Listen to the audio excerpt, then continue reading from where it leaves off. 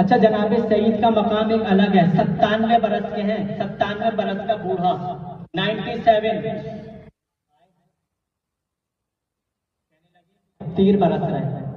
حسین نماز کے لیے کھڑے ہوئے تیر برس رہے ہیں، اور تیر اس طرح سے برس رہے تھے کہ سائے میں گزرا جا سکتا تھا، تیروں کا سایہ بن رہا تھا، اتنے تیر برس رہے تھے۔ معرفت دیکھیے گا صاحب حسین کی کیا معرفت ہے، مولا کے پاس آ کے کیا سوال کر رہے ہیں سعید، یہ بتائیے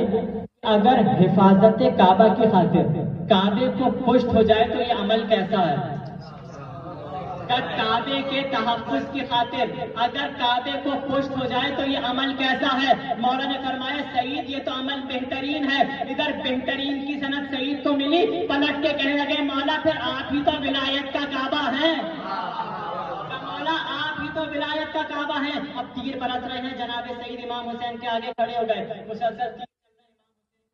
نماز پڑھا ہے، سعید نے اپنے سینے پہ تیروں کو لینا شروع کر دیا، اب تیر لگے جا رہے ہیں، جناب سعید کھڑے ہیں اور امام حسین سے کہہ رہے ہیں مولا جب تک آپ کی نماز مکمل نہیں ہو جائے گی سعید اپنی جگہ سے نہیں ہلے گا،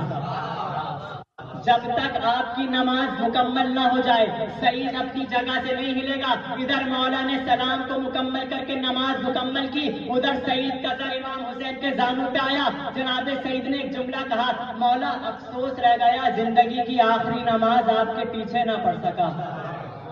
مولا افسوس رہ گیا زندگی کی آخری نماز آپ کے پیچھے نہ پڑھ سکا۔ مولا نے فرمایا سعید پریشان نہ ہو، یہ نماز پڑھنے والے ہیں، تو نماز بچانے والا ہے، سعید یہ نماز پڑھنے والے ہیں اور تو نماز بچانے والا ہے، اور نماز بچانے والا حفاظت کی ہے نماز کی، سورہ مومنون کی آیت ہے قد افلح المومنون،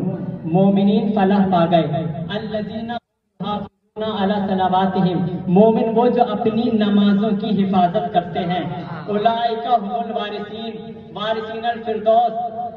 کہ یہ جنت کے وارث ہیں۔ کون جنت کے وارث ہیں؟